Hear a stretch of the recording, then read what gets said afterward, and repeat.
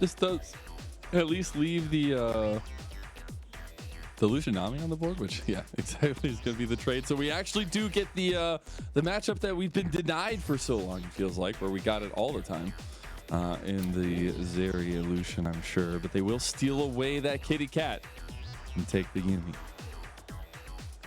And I feel like Doggo was set up for success, like somewhat in that first game. It was hard, like because his soul laners were still so far behind. But even in regards to fights, there were so many times where like Baolan would just leave Doggo and like go onto Ning and like try to like supplement the engage when I don't know if that was exactly what they needed. I feel like it was more about just enabling the one who already had those big advantages. But oh well, they're gonna get a second chance to go for it. I'll just say, like, the Zeri Lulu combo is perfectly fine. Like, I actually really like the Zeri Lulu combo in cohesion, or I guess in difference of that Yuumi combo. It will be TheShy back on the Ksante and want to try to keep that win streak alive and well here for Weibo. Now to see where they go with for this third pick. Maybe they can get, I mean, I was going to say something that's more comfortable for Hery, but you pretty much had the most like stock and standard, like just trade blows matchup in top lane that you could with Sion into the Ksante. So now going into the second phase, they value that the Wukong is still a higher priority and what it brings. So for Weibo, I would expect some bans to come out towards that top lane. Like if they did just want to remove like the Sion itself and push Hery into a position where he has to bring out something a bit more volatile. And I think good call by Ultra Prime, pinching the pool of Karsa. But Karsa's already played 8 or 9 different champions this split. Yeah. He's played the Gragas, he's played the Poppy, he's brought out the Viego. Like he's been willing to go into the depths for, you know, whatever champion they need. And the thing is he is giving that flexibility in jungle, where I feel like a lot of Ning's best moments have been on the facilitation junglers, right? And being able to see Karsa on the other side have a lot of that flexibility where he can play those very aggressive picks. He loves to go those, but as well as, I guess not this last game, but picking out like the Sejuanis, things like that to have a little bit more of that facilitation. I do very much have my eye, now that his Gragas is also banned, what he's going to pick up in this second phase is I do want to say, is the auto ban. Yes, go ahead. A lot of the times that Karsa's had to pull out these like other picks has been like a lot of teams when they play against Weibo do put a lot of bans in jungle. I mean, like Ultra Prime are doing now, so it makes sense. But now, okay, 2 mid lane bans. So I'm actually just gonna say we're fine with Hery going on anything in top lane. I guess there's no reason to take away even the most stable top lane option into Ksante when even the most stable option got absolutely decimated by TheShy in that first game. So instead, gonna try and change it up a little bit, get Hery on to the Renekton, which is something that, I mean, it's the second most played champion this split, only under that Ksante. So going deep into a lot of what should be like early presence, early skirmish, and you expect this composition to want to fight for things like first Rift Herald and really get off the ground running. And while Renekton is comfort for Hery in terms of his career played, I'm actually terrified at the need of early resources that is there for Ultra Prime now against a very steady of ship combo from Weibo Gaming. I agree, especially after what we saw in game 1, where it really doesn't matter even if some players give over some kills, that they were just able to stay locked in. But I like the Taliyah pickup. You have a lot of champions with dashes on the opposite side. Qing is going to try and just pick for that strong isolated 1v1 where you can trade out with the lasers, and you have some tools to be able to play with like the gravity field. But I don't know. I still feel like what Weibo has looks so solid, and maybe it's kind of just bias of the names on paper of who's playing, but I just don't know if I can imagine Ultra Prime getting the advantages they need. You have very like safe stable top lane, bot lane that should be able to do just fine in that 2v2. Taliyah, you have wave clear to be able to get through like these matchups. It's going to be a lot about linking up, a lot about like rotating around the map. Game of the day for this third series, it is Weibo Gaming versus Ultra Prime. And Ultra Prime, bring us the 3 as we get to Xiaohu. Weibo already cementing some ball in control, making sure that Baolan's ward isn't there. It's a win. It's a win. Gonna be able to, I mean, again, just even doing these small things, the small victories to set up light and crisp, to be able to just be self-sufficient, find their own advantages, and be able to take over. It's been 902 days Since Ning and TheShy played in the same game, now they play. This will be the second game they played together. I Isn't it mean, wonderful? Love to see. Those I remember. things. I remember those games, MAzel. I was there. 2020 regional finals. Yeah, those were interesting games. That's when LGD ended up going to Worlds. They took down IG twice, once in playoffs and once in that regional qualifier. A lot of it coming down to IG's bot lane. Sadly, not really having the best time up against what LGD were able to throw at them. But hey, we've moved on from that. The world has moved on. It's years later. It's Ning's time to shine once again. Didn't have the opportunity to in game one. Was setting behind Karsa and, again, punishing Karsa's early mistakes. And that is where it needs to start for UP. I'm looking at this calling them bottom UP lane. just felt so weird. UP? I don't know. Is it weirder than up? Is it? No, calling them up definitely makes way more sense. Wait, it makes more sense or it sounds weirder? No, it sounds better. And it's a great Pixar movie. Great Pixar movie. But there were some sad moments in that. Hopefully none of those will be here present for Ultra Prime. Xiaohu taking a pretty heavy trade in the mid lane.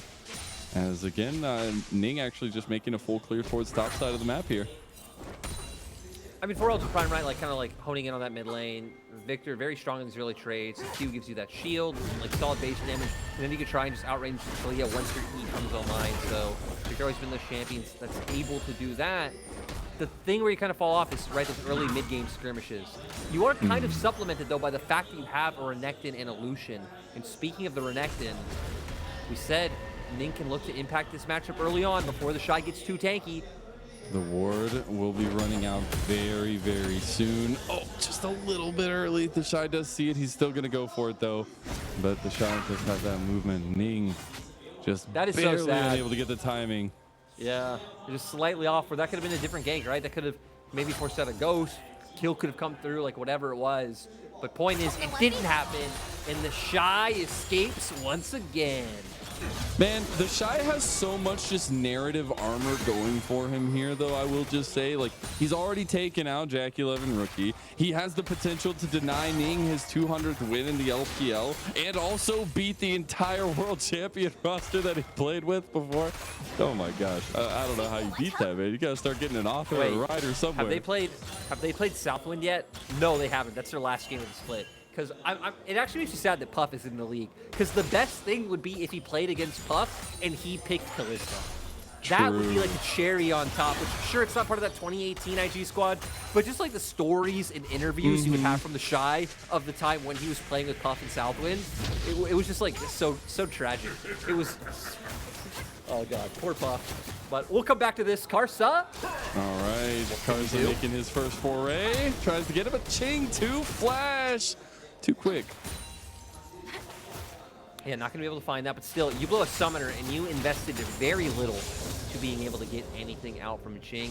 And, I mean, Viktor, very easy, target to look for, a repeat gank. Oh, what? Executed. All right. Quick back. Gotta be fast. Did get the noon quiver. And he's out on the map now. Huh.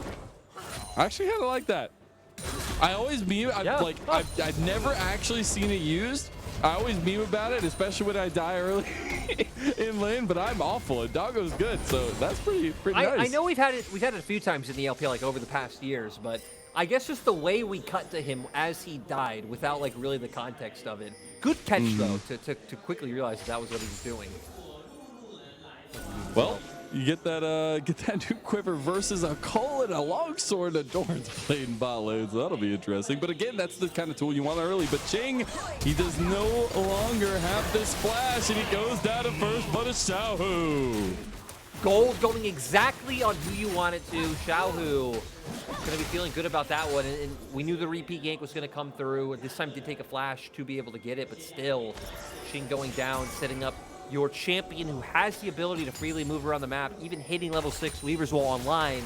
He could start looking to abuse that impact. Doggo does see Karsa coming down his way. the 1v1 top side. It's not, shouldn't lead to too much, although the all-out comes out. The dominance popped as well. Hery get a little bit low, has to flash away. That knockback very close to connecting. Look at the tight tussle in the top lane here. I love it. I love that Hery's willing to try to test his mettle against TheShy, but you always quickly realize in a 1v1, you know, you don't always want to do that. You don't always want to do that. So I do want to go back to the Qing point. I do find it interesting because I think Xiaohu has, in this series at least, really shown up in a big way. And I think Qing, while his own right, like this is his rookie split, right? He's on Ultra Prime here with that promotion from FPX Blaze after, you know, winning LDL in Summer 22. No big deal. But it's still about trying to prove yourself against a lot of these guys. You only face these guys once in the season. And I think it's really interesting to see how he's been willing to kind of take some of these more aggressive trades in mid lane at least. And it's always hit or miss, right? Of like which of our LDL talent comes in and steps up. We have, obviously we have people, we have the Creams, we have the Strides, but then you also have people like Captain who kind of come in and quickly disappear. Once again, Qing who's come in and not had the easiest time. So, you know, he still has time to show what he's got. Hopefully he can, because this game, he is still winning in lane, right? We can see he has a pretty solid CS advantage in that 1v1. But a lot of this is going to come down to how Xiaohu can use that Weaver's Wall, not necessarily about his 1v1 against Qing. Yeah, exactly. And that's where Xiaohu is so potent. That's where he was known for on RNG, just being a control around the map. Karsa does get a little control for his own, right? He does get that first dragon for Weibo. Ning now looking for the topside gank. He's been here so many times, and it's always warded. Don't make me go back to the well analogy. I'll do it. You know the worst part is this actually gives me flashbacks of when Ning used to build TheShy. It's just obviously reverse. Like Ning would be up towards topside this many times. This time doing it to actually kill TheShy. Okay, now they're this is what we wanted. This is what we, okay. It didn't work when Baolan wasn't there, but now Ning, Baolan, they're gonna go give a nice little visit to their friend TheShy. Okay, well he was walking that way. Maybe I was gonna say they're actually going to make sure that they get Rift Herald, but no, you know, I wanted my narrative. All right, but this is actually a pretty big contest potentially from Karsa to come in the backside. Won't actually go in the pit just yet. 677, as it will be smited away by Ultra Prime. I think not realizing at first that Baolan would make his way up here. I would assume they should know since Doggo's playing alone in that 1v2, and that's something Light and Crisp would communicate. But yeah, at the end of the day, Weibo not going to get Herald and honestly going to give it up free. They are getting a ton of pressure on the spot side. Yep. Never mind. I need to stop using the word free. Because Weibo finding tremendous value in the game of League of Legends. As Karsa's here, he has Glacial Prison. Hery has Dominus, though, so has some decent tankiness. TheShy is trying to fade in as much damage as he can, doesn't get the knockback. No, so now I'm just going to help push that out. They even had Xiaohu waiting in the wings. We could see him hovering up towards topside river had anything broken out. And now they can just default back. And I think now is when, for Weibo, you should start looking towards that bot side. We can see Karsa already going to be pathing towards that, has camps in his bot side jungle. And when your bot lane has already broken down 2 plates of their own, really looking to enable that. And speaking of plates, I mean, Ultra Prime has broken down none. So I'm very interested to see what they want to do with this Herald. You would kind of expect them to want to maybe put this onto Doggo, but... Here they come. Xiaohu does use the Weaver's Wall up here. Glacial Prison used the knockback, the damage, it's enough! Is it? He gets back. He has a little bit of health. He dashes out right into the rocks. And the crocodile split in two. 2 kills to Xiaohu. Finally able to get that Weaver's Wall online. They pick up a kill. Ning is going to get out of here. But look at the consequences of that top lane gank, right? Qing is at least able to get another wave in mid. Xiaohu's going to miss out on a little bit. CS advantage will still be there for the Ultra Prime mid laner. The thing is, we need to see that CS advantage actually accumulate into any sort of, you know, tangible stats to fight win. Final chapter came out. Doggo's in trouble here. Doggo needs to escape a little bit. He does have Ning coming right behind him. Karsa has shown his face now, though, so both teams should be willing to walk away from this one. The charge did go through to try and give Doggo some more plates, but Ultra Prime actually moving back on. But look who's moving. Xiaohu's already almost here. And Ning gets out over the wall with his clone. Weibo just doing such a solid job of controlling this early game. Already a 1K gold lead, and we've already talked about the scaling that they have on their side, so very comfortable pace, and Ultra Prime haven't been able to get anything going. We've seen Ning many times try to gank that top lane. Hasn't been able to get anything from it. Now I feel like it'd be a little bit useless with the fact that TheShy has already picked up his mythic. That Frostfire coming out very, very early on. So now for Ning, your only real options, like I guess you could look mid, but Qing isn't really bringing you that much damage. And then it really only leaves bot, where you have the mobility on the zeri, you have the wild growth, you have all the shields and speed ups coming up from Chris. Like, you're gonna be really hard pressed to find an easy option at this point.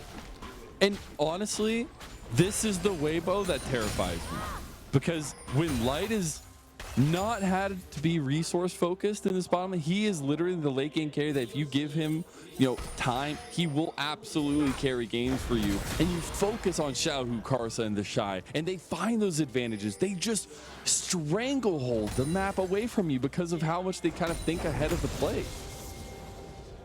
I agree, and that's actually just one of the most impressive things about Weibo, is just the fact that like Light can be such a carry without needing any of those resources, and like you're saying, it allows that core to come online. Xiaohu now looking to link up with his AD carry, playing right outside of vision. Dude, he does. I don't even think they have that one pinged. It doesn't have the little red thing on it. So he's just playing really good with that vision dog. Yeah, I like it, man. All right, they're going to try to make a play here on the Qing and Ning, though. Ning tries to get back in there. Does miss that engage, though. Qing takes a decent amount. Karsa has to flash out. Oh, that was almost a point blank. That was. They say that it's harder to hit the point blank ones than the ranged ones, okay? From the benefit of the doubt. Doggo going on the Light. Light wants him down, though. It's a 1v1 between the ADCs, and Doggo flashes away. As now Xiaohu coming down, has the Weaver's Wall. Can separate a fight here if they want to go in. Cooldown starting to come down. That's the gravity wall, though.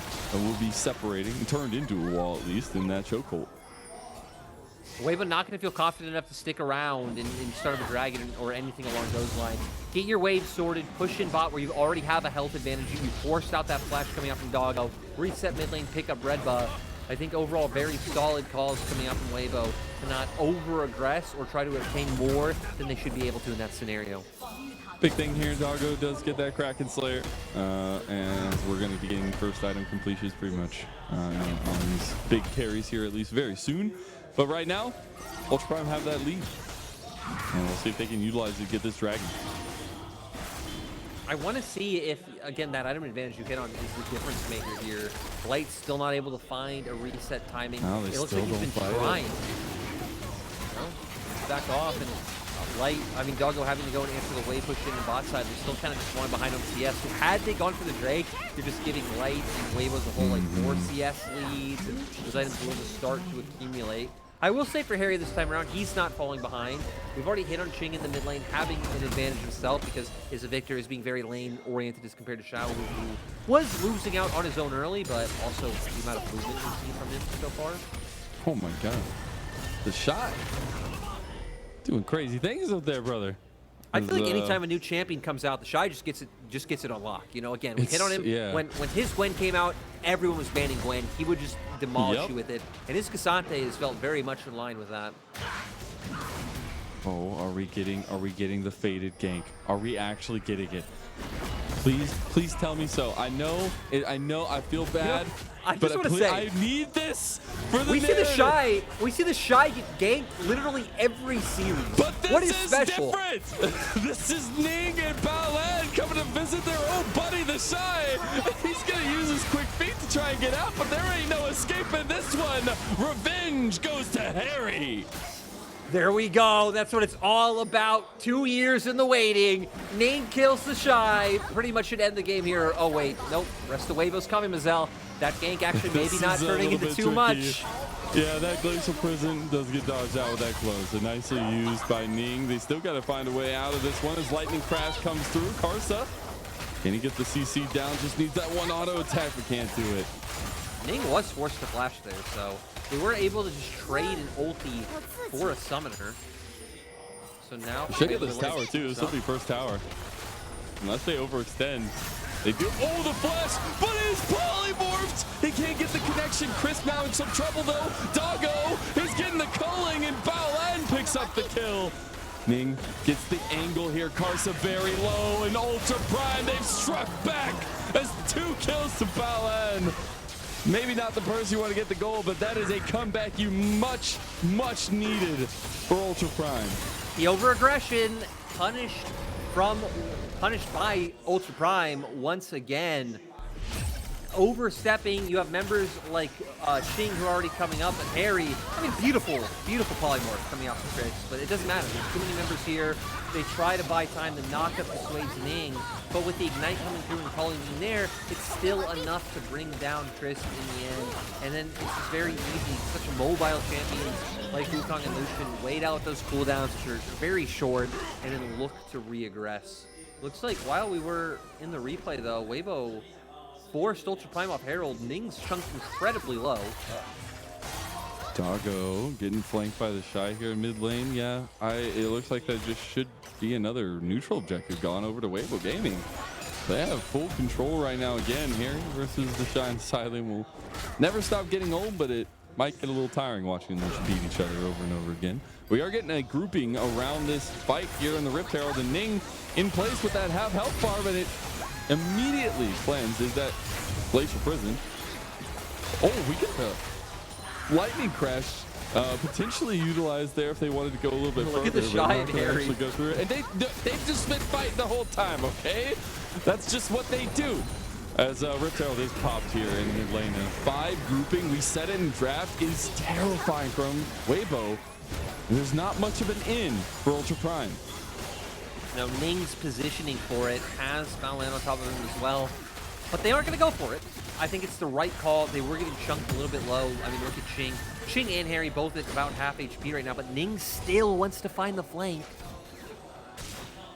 They actually stopped the tower in mid lane, so nice little defense, just using some of that pressure to ebb and flow for Ultra Prime.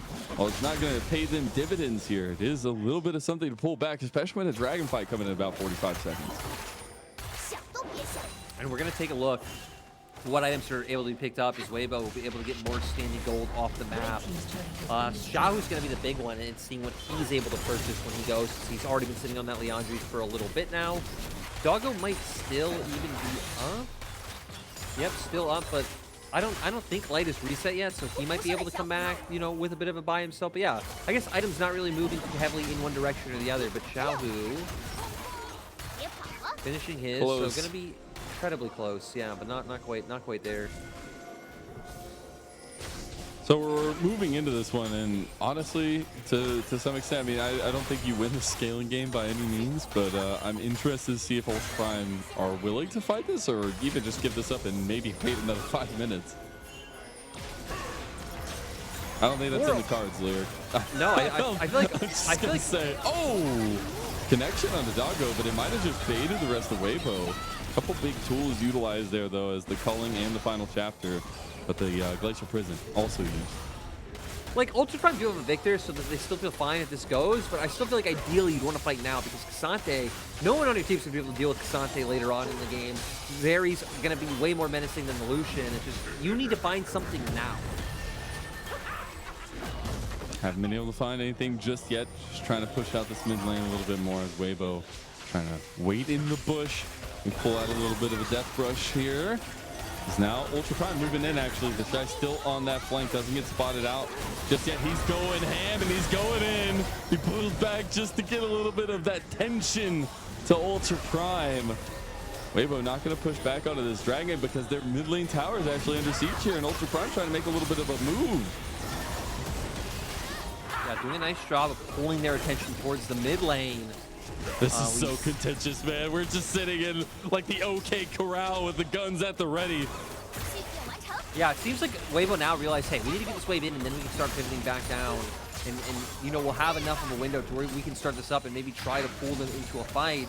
Karsa's going to go outright onto the Drake, and now it's up to see what Ultra Prime can do. Flashes are up across the board. Ning's ultimate is really the one to keep our eyes on to see if he can get on top of Xiaohu or Light. Dragon going over to Weibo. It'll be burned down. Ultra Prime stuck in decision limbo. cannot execute, cannot get anywhere to contest that one.